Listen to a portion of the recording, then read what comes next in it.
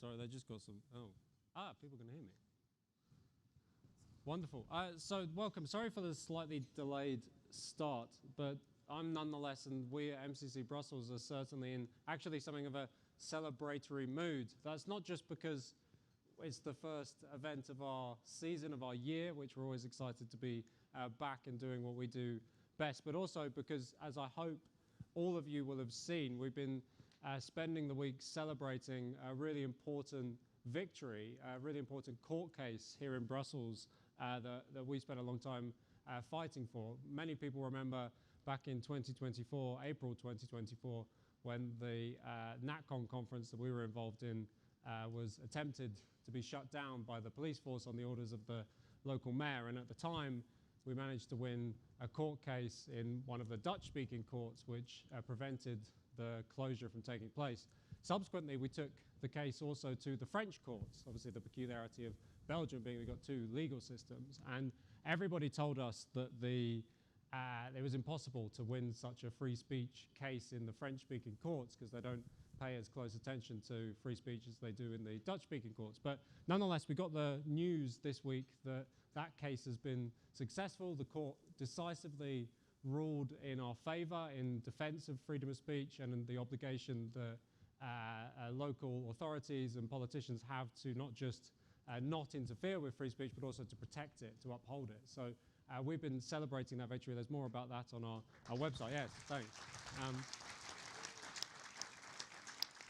It will set a precedent, a strong precedent actually across the whole country, because now both languages, both court languages have ruled in favor, and so it sets actually an important precedent and sets something of the scene for what we're going to talk about tonight with regard to the Democracy Shield, and whether it's about election security or narrative control, because that theme, freedom of speech, wider democratic freedoms, is very much what's at stake in the Democracy Shield, as we'll get into.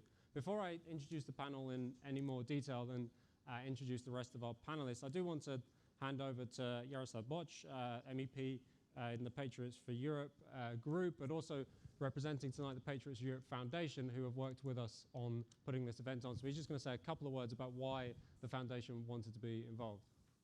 Thank you very much, and good evening, everyone. And I would like, on behalf of Patriots for Europe Foundation, I would like to welcome you here. As mentioned, this is a very crucial topic for us, and it's a really timely debate because we just have the draft report on the European Democratic Shield Committee, and also it's because of it, what you mentioned, that the great win just happened. That it's also like when the topics about freedom of speech, topic about moderating narrative, is really crucial for us as a Patriot. So we are really happy to hosting this event, and I hope you're gonna enjoy that. Thank you. So yes, onto the themes of tonight's discussion. I kind of refer to the Democracy Shield as probably the most important EU initiative that you've never heard of. I mean, some of you in this room will have heard of it, but certainly, widely speaking, people in Europe have very little idea what the Democracy Shield is. But this is a problem because it's become one of the flagship programs and projects, not just of Ursula von der Leyen herself, but if you like, of the whole European or EU centralization project. Has become enormously important and is only going to get more and more important, bringing together lots of big themes that we've worked on in various ways at MCC Brussels about free speech, the panic over misinformation and disinformation, regulation of digital life and life online, and generally the kind of sense that you get from EU institutions that their #1 overriding priority is to make the EU election proof, so that no matter what happens, no matter how people vote, there can only ever be one kind of course of action. And of course, what is also mixed into this is claims of foreign interference, Russian interference, all the rest of it, which is used to justify what we're going to discuss tonight, which is the attempt to effectively exert more control over democratic life and free speech in Europe. So we're going to run tonight as a little bit of a conversation. So if you're used to some of our other events with speeches, we're going to do something slightly different tonight. So I've got three wonderful compatriots, friends up here on the panel to dig our way into this topic about the Democracy Shield. So in a minute, we're going to hear from, first off, Norman Lewis, who's a visiting research fellow for us at MCC Brussels, is the author of this wonderful report, which you can get online. There should be a QR code on your seat so you can get to it, which is our report on this topic. I think I'm correct in saying it's the first, and it's definitely the best attempt to explain and understand what the Democracy Shield is all about. It's called Shield Against Democracy, which is really what it is, a shield against democracy, how the Democracy Shield protects the EU from the electorate. Norman's written a number of reports for us on similar themes related to digital life and free speech. So welcome to you, Norman.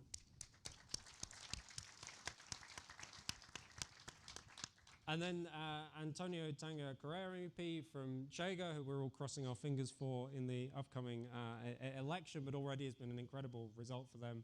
Part of the Patriots for Europe group. He's a board member of the Patriots for Europe Foundation. And as you can see by the fact that he's bearing a little injury, I say he's certainly the most kind of dedicated MEP at the moment to the cause. So let's give him a warm welcome. And of course, you already heard briefly, but you'll hear a lot more from Jaroslav Boc, again, the Patriots for Europe group in the European Parliament and the Patriots for Europe Foundation. Welcome again. But now to get more into the kind of meat of the discussion tonight, I thought it was actually quite important to begin with the question. I don't know how much any of you really know about the Democracy Shield, but the first question on anyone's mind really is, what on earth are we talking about? What is this? It sounds very vague and kind of deliberately maybe obfuscatory. So that's the first thing I wanted to ask you actually, Norman. What is the Democracy Shield? What's the agenda underlying it? What's the supposed justification for it? Could you just explain to the audience what this thing is? Sure, thank you, Jacob, and thanks for the introduction, and wonderful to see so many people here tonight. I kind of thought to myself before I came that if there were a lot of people here tonight, either they were very committed to democracy or they were looking for a warm place to be for a few hours. I think it's probably the former. But it's a very interesting and important point that Jacob's just raised, which is it's the policy, probably a key policy for the future, that not many people know about. And if they've heard about it, they have no real idea of what it's about. Because if you take the language, the Democracy Shield, I mean, who doesn't want a shield? I mean, a shield is sexy. You're protecting something important from an incoming threat. You know, when you were a kid, you were the knight with a shield, or you were the sheriff with a badge, which was called the shield. And you were there, you were the good guy, and you were, you know, protecting something that's coming from the outside. And that's the kind of, exactly, that is quite deliberate in the choice of description, in the category that they've created called the Democracy Shield. Because their presentation of this is that what Europe is facing is an onslaught from outside. That Russian interference, Chinese interference, the development of AI, new algorithms that can, you know, very easily and quickly create fake news and bots and can influence the online environment, that we are under assault, that democracy is facing a big threat, because if all of this is allowed to take place without any kind of countermeasures, it's going to influence the election. It's going to influence voters. And if you just stop and think for a minute what they're actually saying, they're saying that they think that European voters will be influenced by outsiders, will be influenced by Russian bots, are not capable of being able to deflect views that are coming from outside that are a threat to pluralism and the values of Europe. That's what they're really saying. They are saying that the European voters are very susceptible to being manipulated. And why? Because they don't have a very high regard for ordinary people in Europe. And I think this is a really fundamental point.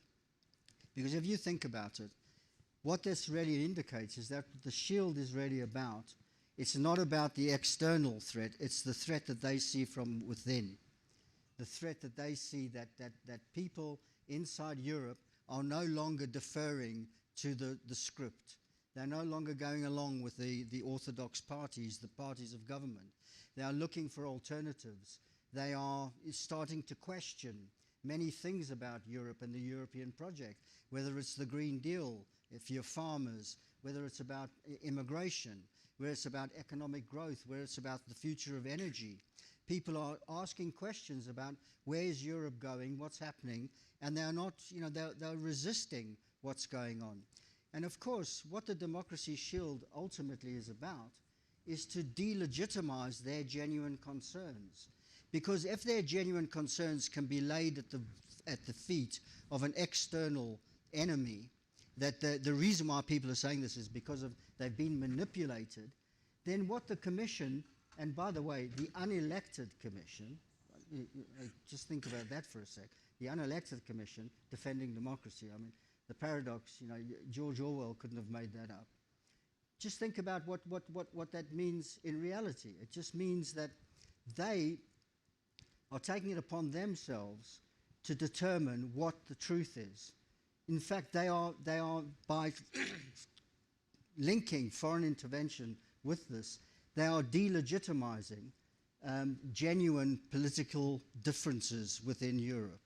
And that is extremely dangerous, because by delegitimizing it, they are outlawing it. They're essentially saying that this is a point of view that they don't have to debate politically. They can bureaucratically manipulate and ensure that those views cannot be heard, or they are delegitimized. And so they'll say, we're for freedom of speech, but it's just that the way that we'll work with big tech is that your voice just won't be heard, because your point of view on Twitter or on Instagram will just be downgraded, because they will use some kind of artificial intelligence algorithm to basically outlaw you. So in the name of free speech, in the name of democracy, they themselves are hollowing out the whole democratic process. And that's what the Democracy Shield is in a nutshell.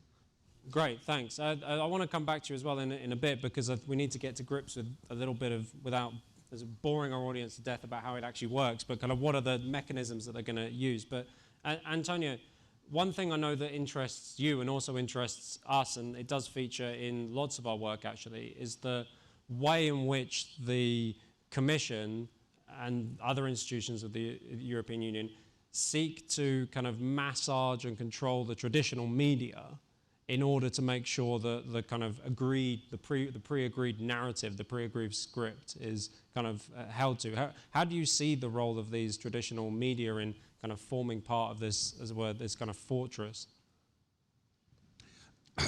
It's about, I see it as about 21 billion euros. That's the amount that the Commission has in the, we know, between certain amounts of money in certain places to give to the so-called traditional media and to NGOs that support that traditional media indirectly, via Soros, via other institutions that they look very honest institutions, but in fact they are inside this program. Now, I give 10 million euros to traditional media, to a newspaper or a channel TV, because to preserve their independence. Great. Any one of you given 10 million euros, would you be independent from the person who gave you 10 million euros?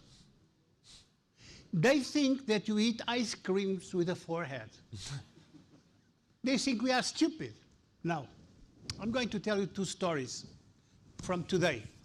Today I had this AFET. AFET is the External Relations Committee of the Parliament. First story, Commissioner Koss, enlargement. And she said, we have to make sure that the democratic parties in all these countries, inside and outside the European Union, win the elections because they're on the right way. I mean, this in front of everybody. Who is the stupid one? Is she or it's us? It's us if we believe that. If we don't believe that, she is the stupid one. So do not have any doubt that if you want to call someone stupid or unprepared, do it. Second story. In the same outfit, but in other place, we received the ambassador of the United States. And everybody was blaming the United States for everything, including the president of the delegation. Delegation is like a friendship group from the European Parliament to certain countries or groups, or group of countries. In this case was EU, United States of America. The president, supposedly from a friendly group, criticizing from top to bottom all the activities of this administration of the United States of America. Can you believe this? So friends that we are. So we had to intervene to explain all the peace deals that were made during this time, all the good things that happened, bad things as well, as usual, but it was only us against the play of socialist-oriented, even of the EPP. Now, one very important thing that I want to tell you before, because my colleague will tell you the details on this committee. This is part of a much wider project. This wider project includes the chat control. Are you aware with the chat control project? Mm-hmm. Okay, it's censorship and so on. With the health passport that you have to. If you don't are vaccinated, you cannot travel, cannot do this or cannot do that. With a digital euro, with the, you mentioned that, the Green Deal impositions on our industries, on our agriculture, on our businesses, on our economic activity. So this is a package to destroy the tissue of the European continent in several. They began with the wokes destroying the family. The family is the pillar of the society. You destroy the family, you destroy the society. That's obvious. And then they go to the social, they go to the economic, and then they go to the military, which is the last one. Why the military? They want to create an European army. Great. I mean, I give orders in Portuguese to the guy from Estonia, and he will understand everything. That's perfect. And that's not only that. And then it's this Madame von der Leyen, I mean, she is eyeing for sure some business with an arms deal, and she destroyed the German army when she was Minister of Defense of Mrs. Merkel. She destroyed the German army. Can you believe? It will take 10 to 12 years to restore the German army. It's not tomorrow. And she wants to build what? An European army. That's great, isn't it? So all this, it's carefully planned, and all this is carefully detailed on their own minds. The only problem is that we also think from time to time, only in the bathroom, having the shower. Now I'm thinking, I'm very intelligent, or I sing, or I think, or I sing a song. So if you don't sing a song, you think a little bit. So you think a little bit that you are being dumped. You are being completely made dumb of yourself by believing in these people. Our work is to have you questioning. You have to question these decisions. You have to question why, because it's not very difficult. Follow the money, follow the decisions, you arrive to a conclusion. Thank you very much. No, great. Yeah, it's very good. I want to come back, Antonio, to talk a bit about the kind of wider demands in the Parliament and the, as it were, the outriders of the EU and what they're really planning in a minute. So I want to come back and talk about that. But Jaroslav, a few thoughts from you. In particular, one of the, I mean, and this is the way that the European Union works, but one of the more worrying proposals that's been put forward around the Democracy Shield is not just all of the things that are in Norman's report, but which are bad enough, but also to, as it were, create an institution, and a whole new institution, presumably with its own finance and own firepower, to oversee even further all of the activities around elections, around speech, around online life. So could you tell us a bit more about these plans? Yeah, I will do. And I would love to be that emotional as Antonio, but I can't do that. But the thing is that we have to listen carefully what they are saying in general on technical level, for example. And we are also need to listen what Ursula von der Leyen is saying, because if you meet the Commission on the technical level, they always say that they don't want a new center, no new institution, etc., because it should call European Center for Democratic Resilience. It shouldn't be institution as itself, but it should be like the hub for sharing the informations, whatever. But when you listen to Ursula von der Leyen in her plenary speech, she was saying that we're going to build new institutions and we're going to find the media who are the right ones, and we're going to found those medias. So on technical level, how you should believe them when the boss of the commission saying totally different thing.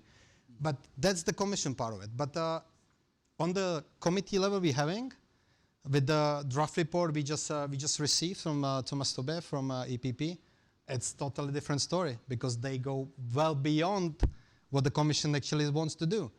And as I'm a shadow rapporteur for this, and we had many discussions on it, they are even blaming Commission that they are not too specific on the goals of that European Democratic Shield. So on the one hand, we have to deal with the Commission, and on the other hand, we also have to deal with the Parliament, because it goes well beyond what the Commission actually wants. And for me, that doesn't make sense. Any center, even when it's not mandatory, even when it's not new institution, when we have agencies like Europol and Eurojust that are already involved in that. And but the difference is, if you build an institution or a hub or a center, whatever they call it, it's in hand of the Commission. If it comes to the agencies we're having already, then the member states have to be involved, and that's the difference. That's, I think that there's no goal to talk about agencies we already having, but having that new center, how they call it, because then the all power is in hands with the Commission, and that's wrong. But if the report goes that way from the Parliament, from European Parliament, going the message that we want a new institution, that's gonna be our lose. Yeah, no, it's important, and that's one of the things we'll be watching very, very closely. Norman, I wondered if you could say, I mean, in concrete terms, the predominance of what this means. We're going to get to elections in a little bit, but predominantly what we're talking about is the regulation of speech, the regulation of content online. But what are they proposing, or what in existing initiatives do they want to kind of hijack and use? What do they actually want to do when it comes to enforcing the so-called democracy shield? Yeah, I think it's very important, just following on from what you were saying about, you know, now they're going to institutionalize it. I think that was always the intention myself, because the way I understand the democracy shield, and I think the way we've got to think about it, it's not a discrete set of pieces of legislation or whatever. It's an entire ecosystem. And this is something that has been developing over the past 2 decades, particularly first began around the control over speech online. So the whole hate speech discussion, and there we saw the beginning of the ecosystem where you have all these so-called independent NGOs receiving, you know, some of the research that we did, receiving more money to do projects around hate speech and disinformation than the EU spends on cancer research. You know, almost €750 million spent on that. And so here you have NGOs given money by the EU, by the Commission, to be independent, to do studies on hate speech, who conclude that we need more studies because hate speech is so difficult to pin down, etc. And so they want, the whole thing becomes a self-referential circle, a reinforcing circle, that we have to prove that there's more hate speech, and the more that we do research and we prove that we need to do more research, the more real hate speech is. So it's an entirely manufactured propaganda. Then you have, they brought in the Digital Services Act. And of course, what sparked all of this, I think the thing that brought this together and speeded everything up enormously was 2016, was Brexit and the election of Donald Trump, the first time he was elected. Because this was a real shock to them, that they recognized that there was a real legitimacy crisis now in the EU, and that something had to be done about it. And of course, whether something that had to be done was not about engaging with it politically, but to basically try and control online speech. So the Digital Services Act essentially was a mechanism through which they could outsource censorship online in social media as a way of basically trying to control what was legitimate and what could be said and what couldn't be said and what could be challenged. And so the Digital Services Act is a very fundamental part of it. But it's also there's other pieces of legislation that are part of this. The Artificial Intelligence Act, the Media Freedom Act, as Antonio said, the chat controls. All of these things all feed into a system which essentially comes down to one thing. Who decides on what is right speech or not? Who has the power to do that? And they are monopolizing that. They are the ones who will decide what cannot be said. And so you have this whole system, and now under the Democracy Shield, and this is what was really shocking to me when I read the draft report, is just how much further, this is a European parliamentary subcommittee that's there to kind of oversee a proposed piece of legislation. And they come along and they basically say they don't oversee anything, right? There's no criticism. For example, can I just give one example?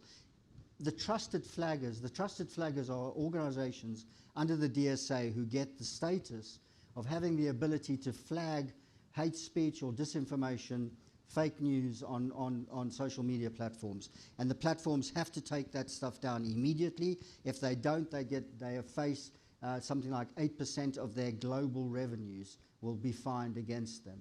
So they have real power, these trusted flaggers. So what I discovered, for example, in Romania, we have a trusted flagger called Save the Children Fund, which operates in that country, that has received millions of euros for projects not just related to trusted flagging, but to education programs. And when I looked at the education programs, guess what they were? They were aimed at like 11 to 15-year-olds, teaching them about how to spot disinformation.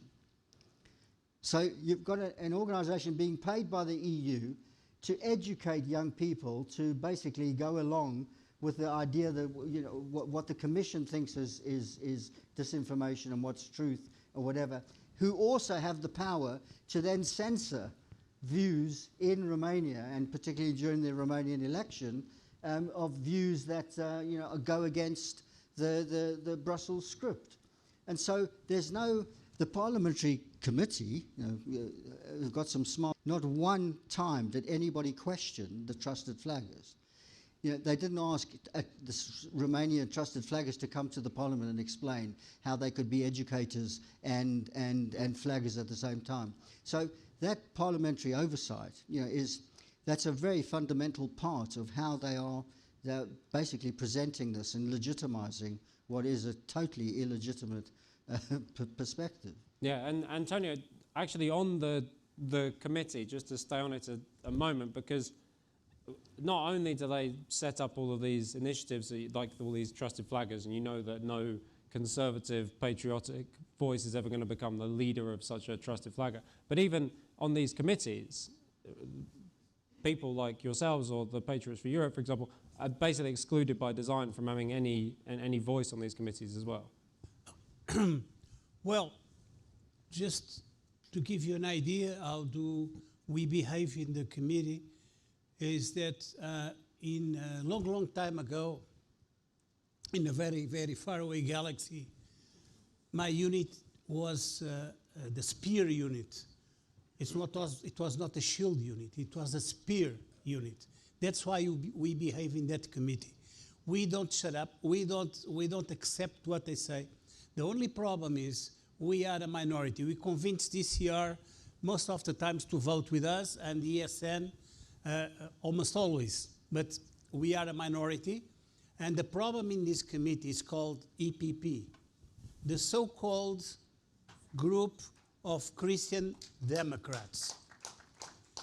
And I tell them, you are not Christian nor Democrats. You don't really know what you are. And I know it because in that galaxy, long time ago, I was a member of the EPP when I founded the CDOs. It was the Christian Democratic Party in Portugal in 1974. 1974, I'm older. and and I knew the EPP then. It was a party with values, a group with values, a bunch of young people fighting for something that was worth. Nowadays, it's just a lobby of guys who only see interests and not ideas or values. Now, how do we behave in that community? Do you know these medieval knights with armor, shining armor with everything and a spear in their hands, horse-mounted, weighing about 200 kilos? That's how we behave. How do we go to that committee? It's like an old medieval knight, and we have we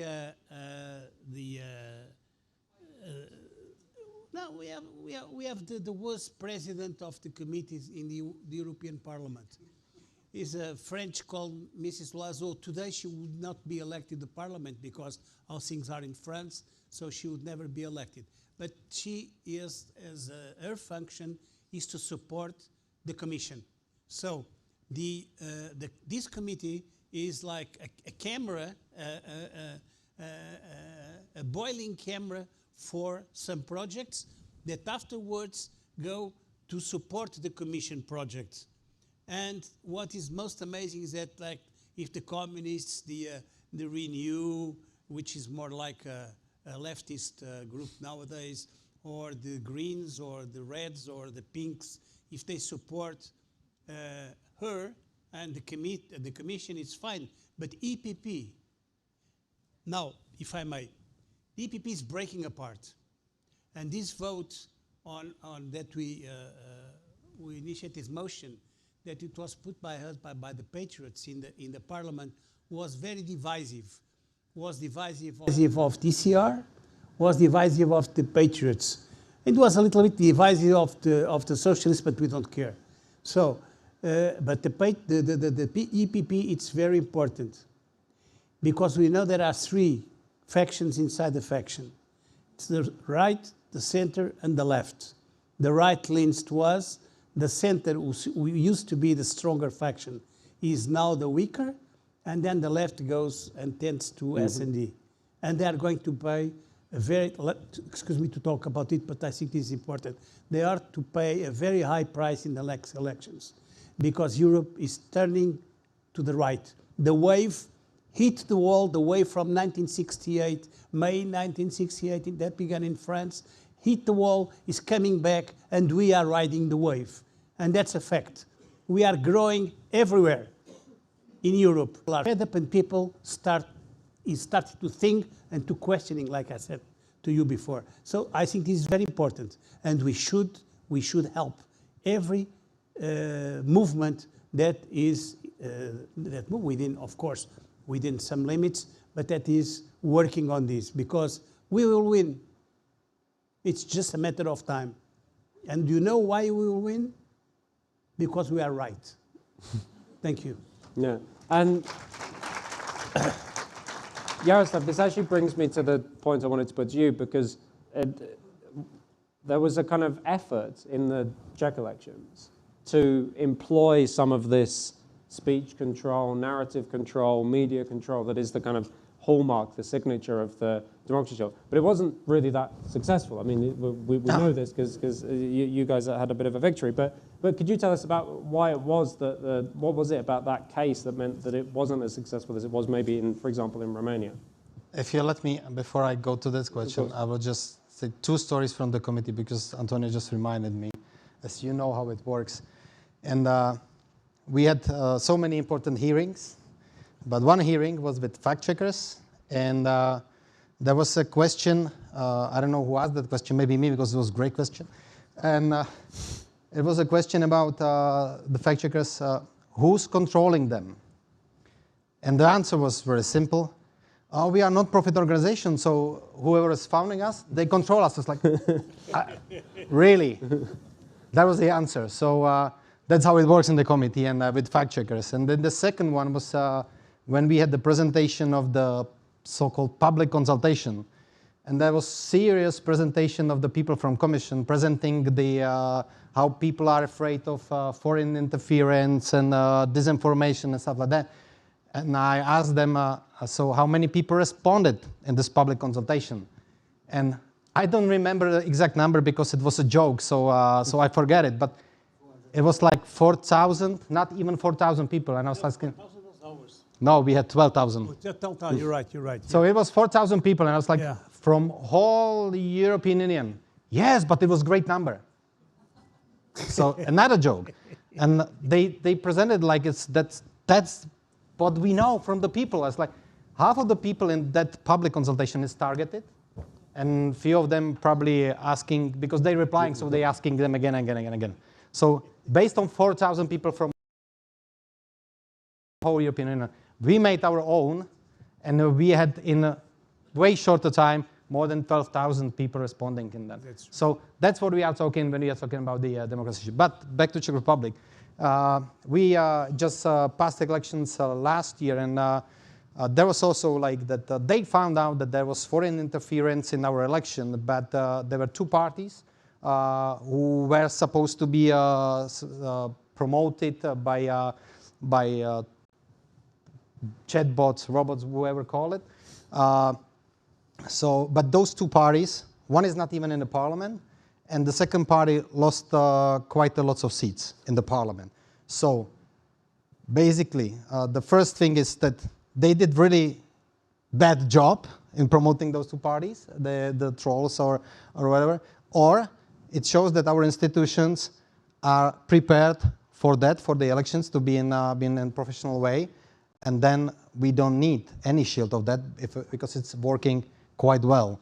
And before the elections, the Czech, the former government, they also introduced the position within the government, and it was called the Strategic Communication Department. And there was a guy, and this strategic communicator, the first one who should be the strategic communication. And he usually called the voters of opposition idiots. So that's strategic communication. Very strategic, yeah. Yeah, so, but in general, I think that the institution back home in Czech Republic just proved that we are ready for that. So the thing about the democracy shield and the involvement in the elections, how they want to do, it's not necessary, actually. Very good, very good. I'd actually like, I presume my colleagues will bring around some microphones in a minute, because I'd like to come out and get some thoughts from the audience. But just while we get the microphones out, Norman, because that point about the Czech Republic leads us into intervention in elections. And I don't think people quite understand how important this is to the democracy shield. It's not just everyday speech, which we might, there are also problems with the regulation of everyday speech, but there's a strong component of managing, controlling elections. Could you just say something briefly about that while we bring the microphones out? Yeah, I will. I'd love to, but I just wanted to make, I couldn't resist the point that you just made about the public consultation that they did, because we did some research on that. And what we discovered of all those people, we actually looked at the responses, and at least 75% of all the people of this meager number that you mentioned were actually against it. We're against it, yeah. And McGrath, the commissioner who's responsible for that, he got up in Parliament and said, we have consulted the people of Europe, and they are overwhelmingly, you know, blah, blah, blah. And it's just lying, essentially, I mean. And the 25% in for it were all paid for by... Make this stuff up, honestly, yeah. It's incredible. But to Jacob's point, and it is a really important point, because we're not just talking about, you know, them controlling the narrative and free speech and all of that. They're actually using the Democracy Shield and the mechanisms, particularly under the Digital Services Act, to actively intervene in elections like they did in Romania. And if you followed what happened in Romania, it's quite chilling, and it's very, very worrying about what they've done, because they claimed that there was an uptake in TikTok support for the populists, and that this was the reason that they won the first round, if you recall. And they claimed that, and this was backed up by a fact-checking NGO, that this was the result of the TikTok stuff was because of a Russian bot, and it was Russian bots that were responsible for circulating this, etc. No proof was ever forthcoming, and there is no proof. No proof was there that there was any relationship between that uptake and people's voting intentions. But nevertheless, they declared that the first round was won illegally because it was Russian. And what did they do? They suspended the candidate. They suspended the result, even though it had been passed in the courts, that it was legitimate. And they then manufactured the next round where the candidate was not allowed to stand. He was barred and got the result that they wanted. So, you know, they love democracy until the time when the people, the stupid people, vote for the wrong people. Then they step in and they are using this mechanism. And they're going to, you know, this is really bothers me what you were saying earlier about this new Center for Resilience and all of that, which is bringing so many of these, all the other institutions into play, which they're going to wield.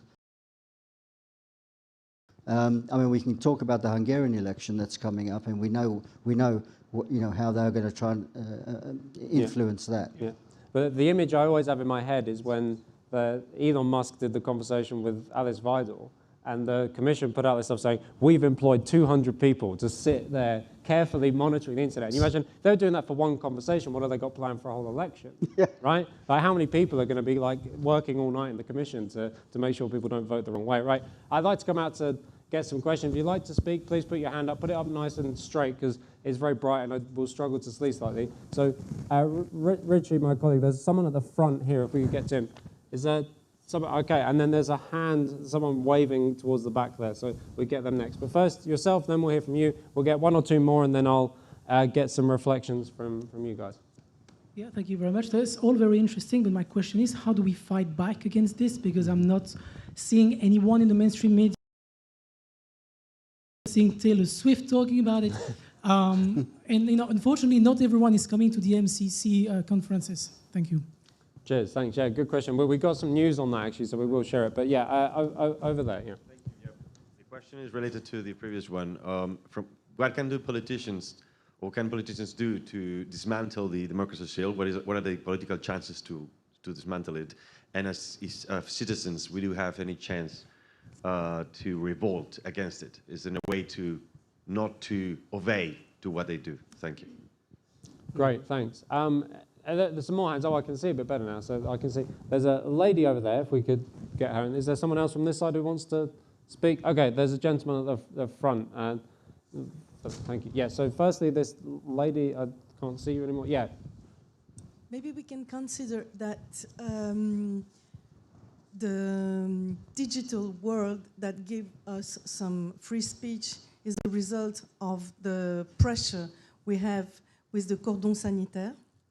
So maybe it is possible to do something with the media, the more and try to, like in a war, to go back and to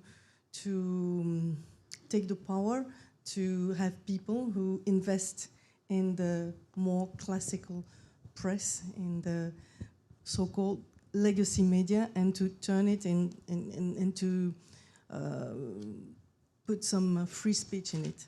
It's maybe an idea. That's a useful thought. Okay, there's the gentleman at the front, please. Thank you very much. Sorry. So, thank you very much for what you are doing in order to protect our democracy, and I was also interested in what you said on. Thank you very much. I'll try again. So thank you very much for what you are doing actually to defend our democracy, and also the point, what can we do to defend ourselves? Well, I think that we also should rely perhaps on this subject on the United States, because we had this speech by J.D. Vance in the Munich Security Conference on freedom of speech that made a real big impact on Europe. And I think we should also raise with our American partners this problem with the democracy shield. I'm pretty sure that the Trump administration is going to react to this. Of course, we as politicians, we have also to do our job in the different countries. I'm quite optimistic that we can stop it, because I have the feeling that the Commission is going further and further until they have reached a bridge too far. And maybe it's not a long time away from us now that we can really motivate the population to stand up against this. So thank you very much again. Yeah, very good points. Yaroslav, did you want to respond to any of those questions? Obviously, there's the question about what can be done, whether we should focus a bit more on the legacy media and try and reclaim those, or should we reach out to friends across the Atlantic? Yeah, I probably don't have any the greatest idea what can we do about that. Like, as you know, it's not just about the European Democratic Shield. It's also about the other stuff we're fighting in European Parliament. But the thing is that even the Commission can't do everything itself when we have the member states involved. And in some member states, there are forces we can use to fight against those things like European Democratic Shield Center, or what we call it. But it's our job. But we, and also with my colleagues sitting in this room, we are fighting in the committee, on the committee level. And but it's our job, and because of the mainstream media. The mainstream media is exactly those media what Ursula von der Leyen was talking about, that they're gonna find those mainstream media and found them, like, and give them the money because they are the only one independent. So yeah, we have to be vocal, we have to be loud, and we have to fight it. But yeah, it's like we're still fighting the Commission. It's a huge institution here, and if we don't have the support from the member states, then it's gonna be hard. But yeah, I don't have any. This is very simple. I'm not going to give you recipes. I'm not going to be theories. I'm going to give you facts. This has to be fought state by state by sovereign state, because we are all different. We can agree in many things, we do, but we are different from our own heart, for our own soul. We have different history, we have a different culture, we have different language. So this should be fought at home. Now, what's my experience? I give you my experience. All the traditional media is against my party, Chega, in Portugal. Portugal is a conservative country. It's not a country that goes from one side to the other easily. They are very heavy to move. My party is 7 years old, 7 years old. Came out of nothing. Is not, I would say, an ideological party like the old parties that were framed by some ideologies. Of course, we are conservative. Of course, we support traditional values. But of course, we are all also very modern in economy, in social, and in the social networks. We dominate the social networks in Portugal. André Ventura, who is our president, is the #1 person in all the social networks in Portugal. Now, what is the result? 7 years ago, we elected 1 member of parliament. 1. It was André. Afterwards, we elected 12 members of parliament. The third time, we elected 50 members of parliament. And this year, we elected 60 members of parliament. So, never seen in Portugal such a growth in times of democracy. How do we achieve this? By telling the truth. By telling what everybody thinks, but nobody dares to say. And that's our recipe, is courage, intelligence, and to be with people. That's our recipe. And do not have installed interests. Now, we are going to have elections on Sunday for president. And Andrés is running for president. I mean, is more of a political tactics than really a run. I don't think he will win, because everybody already is against us. Everybody. Even from the so-called right, they are against us. They say they are going to vote on a socialist, mind you, on a socialist. But if André gets between 35 to 37% of the results on Sunday, read my lips, like the older guy said, we will win the next parliamentarian elections and will be the first party in Portugal. I told you, I didn't tell you one thing, that we grew up in 7 years to be the second largest party in Portugal. And now, if André grows in the presidential elections from 34 to 37%, 35%, we are sure that we will win the next parliamentary elections. So, recipe, it's fight, fight, fight, and don't be afraid. Don't be afraid, because the biggest problem in the Western world is called fear. We fear everything. We fear to cross the street. We fear everything. So if you don't have fear, you win the world. Because fear is your worst enemy. It's not a socialist, not a communist, not a social democrat, not those guys. No, it's your own fear. The fear they instill in you is the pandemics, is now the whatever fever in Asia, is the big climate changes, is whatever. So fear, fear, fear. And you feel vulnerable because you have fear. If you don't have fear, you win. So like the surfers and the sailors, which I am one of them, say, no fear. Thank you. Very good. Very good. Norman, respond to some of the questions. Also, you have some news from us that you might get a good opportunity to absolutely. broadcast. I couldn't agree with you more, Antonio. But the only problem is that we tell the truth, but the Commission holds the power to decide what is the truth and what can be said and who can say it. And therefore, you know, we can't sit back. We can't let that happen. We have to fight. I think you're absolutely 100% right. And that's what we are going to be doing at MCC Brussels. We haven't announced this yet, but this will be the first public hearing you'll have this, but there will be a lot more coming in weeks. We're launching a thing called the Democracy Interference Observatory. And what this is it's going to be an alliance of organizations, investigative journalists, ordinary citizens who feel and understand that free speech and open elections are not a threat to democracy, but they actually are the condition for the future of democracy. And therefore, what this project's going to be about is exposing every instance of disinformation coming from the Commission, every instance of the fact-checkers putting forward their so-called fact-checked reports on speech, etc. So we will be checking the fact-checkers.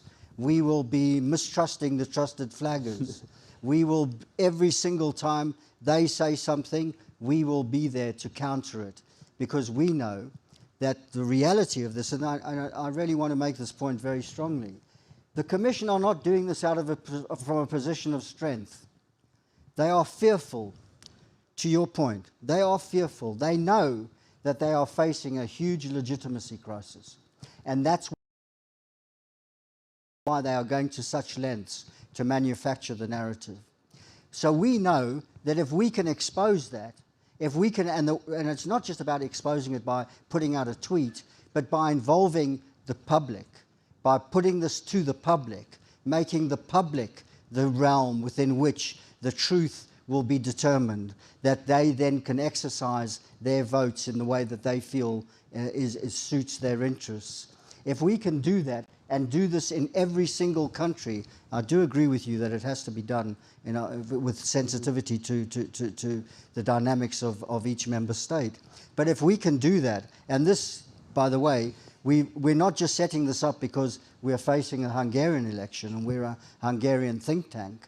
You know, this is going to go beyond the Hungarian election. This is going to go to the German elections. It's going to go to the French presidential elections. We are going to be the watchtower. We are going to be holding these people to account through which we can do that, but there'll be a lot more detail on that coming announced in the near future. Yeah, great. No, we're excited to get to work on this. I just want to see, are there any other people who are desperate to come in, ask a question? Yeah, okay. So there's one or two more that I can see. So there's a gentleman at the back. Then we'll get one or two more questions. Then Yaroslav, you'll have the first word, and you'll then possibly have to shoot off. But yes, who's got the microphone, please? Yeah, thank you very much. It's a very nice discussion and very important subject and topic. When we are talking about democracy and press free or free media, but I guess there is no independent and press media in the world, and also not really free speech everywhere in the world. Because we know in the European Parliament Commission, one of the journalists asked some question, and then he was fired. Then we can say there is no press or media free anywhere in the world. You are talking about democracy shield, and if I ask who decided what is disinformation under the democracy shield, and how do you prevent this from being used to silence, I mean, political opposition before the election? Thank you.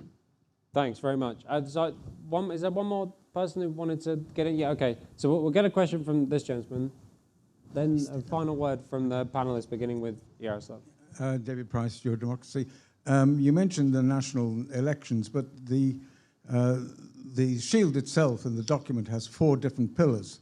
And I think the third one is actually quite important, because it's actually saying support the European institutions and the election process in the European Union, which is not exactly perfect. And the implication of that is you're going to have to support the distortions which are there. One of the distortions which have been there for 75 years since the beginning of the European Community is that the Council of Ministers is closed. And even the Lisbon Treaty says that it has to be open as much as the European Parliament is open. There's 2 articles in the Lisbon Treaties which says the discussions in the Council should be open. So I think if we're going to talk about the democracy, we should actually concentrate on what's happening in Brussels, because what's happening in Brussels happens to the national governments. And I would like all the parliamentarians here to try and bring to the European Court the fact that the Council of Ministers is closed. And we don't have an idea what the discussions are going on there. And even more so, the European Council, which is totally closed. Everything should be open according to the treaties. Let the European Council obey the treaty. Okay, very good. I just want to make sure I didn't miss anybody who was desperate to speak. No? Okay, so the final word of summing up. Jaroslav, give us your final thoughts. What's the work that needs to be done? What do we need to expose or learn about when it comes to the Democracy Shield? But what's your final thoughts? The thing about the media and the independent media, like the time when we have the paper newspapers, and we don't have the internet and we don't have the social networks, is far, far behind us. And there can't be any independent media. It's all businesses now. Like, in average, we have the public media in our independent media. Even when you look at the United States, if you are Democrat, you obviously watching CNN every day. If you're voting for Republicans, you're obviously watching Fox News every day. It's that simple, and it's the same in every country. In my country, hard to think of any media is independent. Like, it's hard to say. And if we talk about it, like, it's a business. Now the media with the internet, it's all those clickbites, the headlines. It's not even about what's inside the article. I have an issue with one guy calling me. Well, I can't say what he called me, but on the Facebook that I said something wrong in the article, and he sent me the link, but the link was for the video, not for the article, because there was no article. So I didn't even know where he found it, you know. And that's the point, because that was the headline. That was the headline, and he just focused on the headline. So it's a business. They want to earn money. They want to earn money on the headlines, and I can't find any independent media. So if we talk about mainstream media, independent media, and when Commission is talking about independent media, let's show them. For all of them, it's business. If Commission gives them money, they follow the business. If anyone else gives them money, they're going to follow the business. It's money. It's money around the media. So the time when we had the communist regime back home, and when we had the Velvet Revolution, when we had the independent media because we got the freedom, it's a history already. I'm happy about that history, don't get me wrong, but it's a history. So now it's hard to find any independent media. So the discussion is actually only about the media when we have the state media or the public media. But if it's the business, that can't be independent. Yeah. But, Jaroslav, you need to leave, because I know you have a card that you need to get. Just to leave whenever you have to. Yeah, so thank you very much. I'm leaving you guys. No, thank you very much. It was a pleasure being here with you. Thank you. Thanks, Jaroslav. Thank you. I should say, actually, that I sometimes think that the discussion about an independent media is a bit overblown and not that interesting. We at MCC Brussels have our own media, right? We have a quite successful podcast on YouTube, which we hope you will watch. We put out lots of videos from our events. We have social media. We don't pretend that we're independent. In fact, it would be really boring if we were. But what we do pretend is that we'll be curious and we'll ask questions. And it's clear what side of the debate we're often going to fall on. But if you know people who want to come on and critique us, we'll happily have them on our shows. And so the new media ecosystem is in many ways more interesting. We don't have to pretend to be independent, but if we speak the truth, as Antonio said, if we're courageous to ask some questions that no one else is asking, that's actually more important than being given an award from the European Commission that you were very independent. But Antonio, some final thoughts. Well, watch the MCC podcast, mainly when I'm there. Make sure that you have got. We have among us another member of the committee, the representative of ESN. Would you like to say something? Yeah? Actually, I was just enjoying listening to you. It's a very important member of ESN and a very good ally of ours. If you want to say something, you feel free. Don't, just because Antonio has put you on the spot, don't feel you have to. But one of my colleagues can run a microphone if you're desperate to speak and I missed you. If so, I'm sorry. Or maybe I can.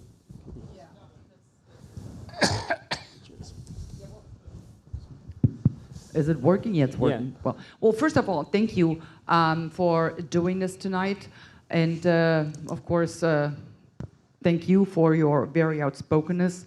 The point of the matter is this ODS is really the worst of the worst, because what we're getting right now is, as you totally correctly said, it's a shield against democracy, pretty much. They're so afraid of democracy, they need to get rid of it. And that's where it really gets despicable, really. I mean, if they just came out and said, look, guys, we really don't want you voting for these parties or supporting these guys, and that's why we need to stop you from doing that, because we know better what's good for you. They're not doing that. They're gaslighting people and manipulating people, and that is the most despicable part about this. And if you go into psychology, psychiatry, gaslighting is a form of torture. It's actually the worst torture you can inflict on somebody, because you're stealing someone's reality. And this is what's happening on a scale unheard of. I mean, we're talking about 500 million people in the EU, and that's what's happening. But the more concerning part about this is actually, it's not just happening in the EU. It's not just happening in Italy or Spain or wherever else. It is happening every single Western democracy.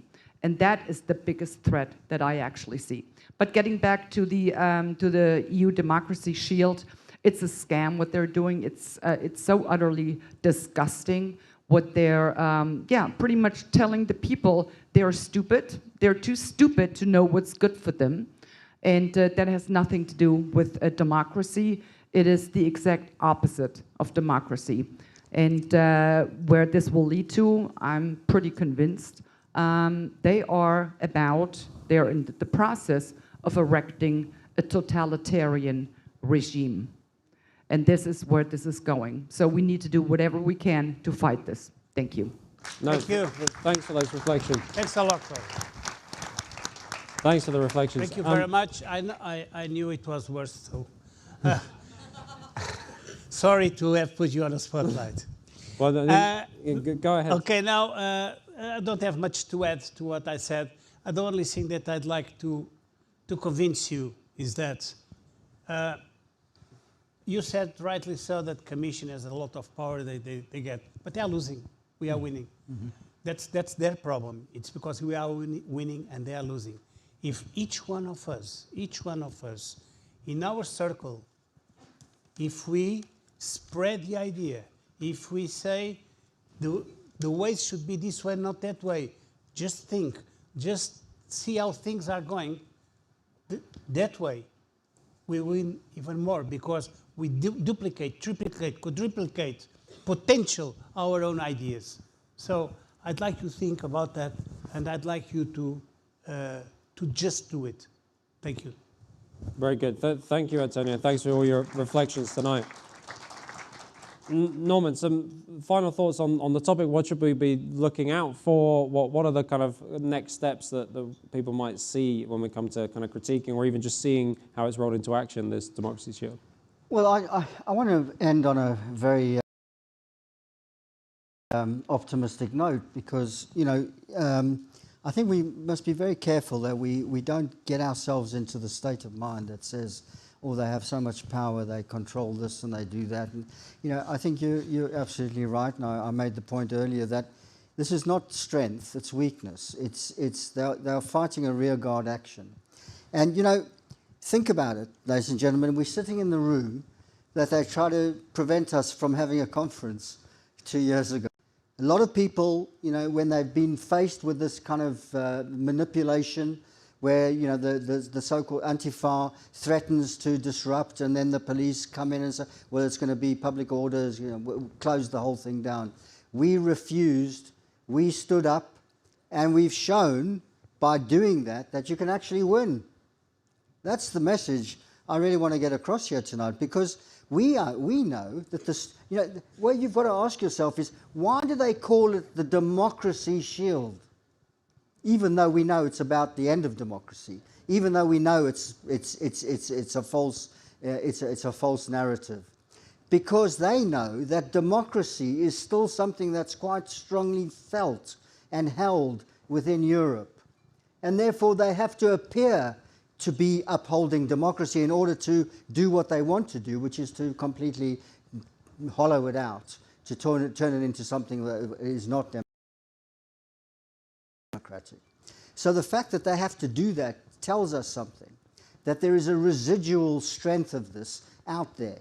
And we have to be the kind of flag bearers. We have to, in the way that Antonio's just said, we have to, every one of us, take responsibility, start this discussion, expose this. You know, for us, democracies are not weakened by pluralism, by contestation. It's what strengthens democracy, is precisely if we can uphold free speech. So we have to defend free speech. That has to be the banner. Everything that we do has got to be that we uphold free speech and the right of everybody to think what they want and say what they think. Because that way we get clarity, that way we expose these people who, after all, and I'll end on this, the irony of ironies, are unelected. They are not subject to any accountability. And therefore, what we've got to do is hold them to account.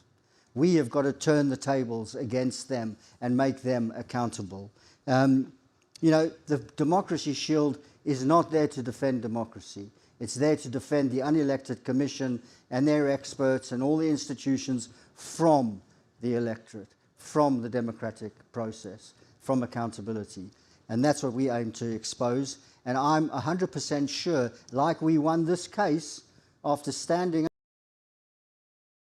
up and having the courage to confront this, we can turn the table here, because the tide is really in our favor. Because it's not just me and Antonio and a few other people on the stage or writing reports. Millions of people are voting with their feet. Millions of people are voting against this consensus, against this. And therefore, you know, we've got to be a part of that, and we've got to make sure that that's given the oxygen of publicity. It's the public realm that we have to be fighting in, and that's where we must be seen to be doing so. Thank you. Great, thank you, Norman.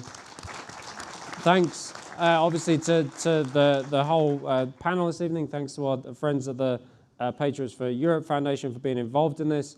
As Norman said, if you yourself or you represent an organization that wants to be involved in the Democracy Interference Observatory, we'd love to speak to you. Come and speak to me or Norman, or put us in touch with someone via email. We'll have a load more events coming in the next weeks and months at MCC Brussels, so we look forward to seeing you at some of those. I think our next one is effectively sold out now, so you might have missed your chance, but there's plenty more on the way. As I mentioned earlier, advertisement mode. Make sure you're subscribed to our social media channels. You'll see lots more stuff. If you missed our big conference at the end of last year, the Battle for the Soul of Europe, or want to revisit it, we've got really high quality videos from all of our events, including that event, and there's lots more coming out. Our podcast, our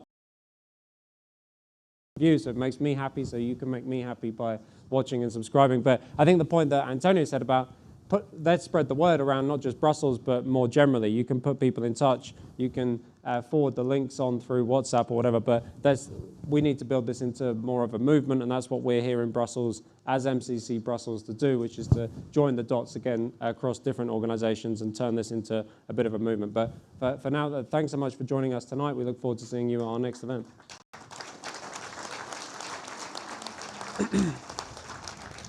Very good, thanks so much.